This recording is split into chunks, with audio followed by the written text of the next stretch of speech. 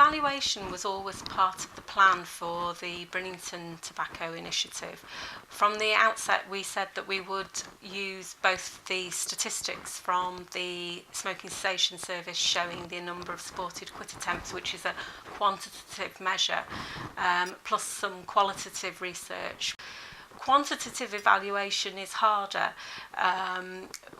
Ideally, a baseline survey and a post follow-up survey would be the gold standard in this type of programme, but there is a challenge because the programme is actually working intensively with a small community, and the cost of a robust quantitative study is actually greater than the resource for the intervention. So that needs to be very carefully considered at the beginning of the development of any programme. The services only really became established and bedded into the local community round about September in 2009, so we need to give it a good 12 months to actually see the results come through. And initially the contacts were quite slow from the programme, but now we see the numbers coming through increasing all the time.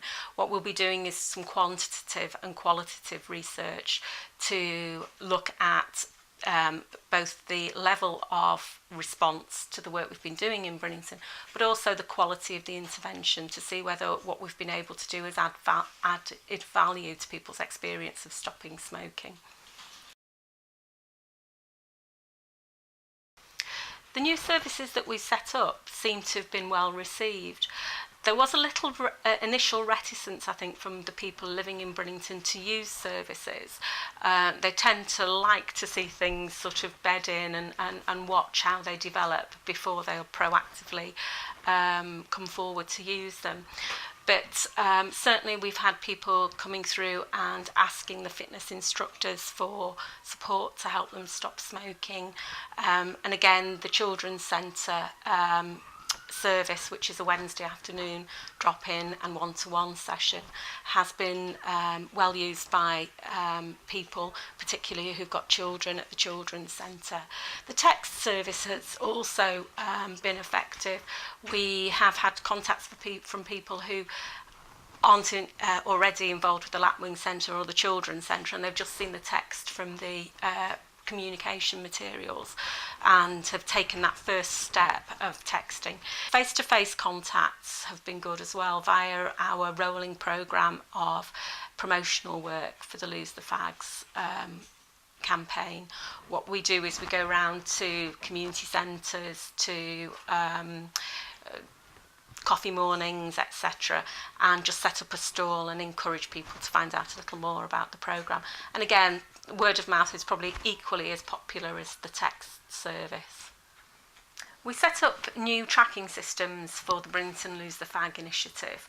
We established a database on which we record the text contacts, the telephone contacts, the face-to-face contact that we get from a roadshow in the library, for example. We can also track, because we have an existing process for stop smoking services, contacts with all our partners, the Lapwing Centre, the GPs, the Children's Centre, the Quit4Life group, and all that is centrally collated. We ask people where they heard about the Lose the Fags service from, or where they heard about the service that they're using from, and we log all that, and that will form part of our evaluation as we proceed. We use the information that we get to actually test out whether the intervention's working as well, and we use the contacts that we've had, people who've come and used the services, to then actually develop more communication for people in Brinnington. For example, we're producing a video which includes the experience of people who have used the services, selling it in effect to other people in the area.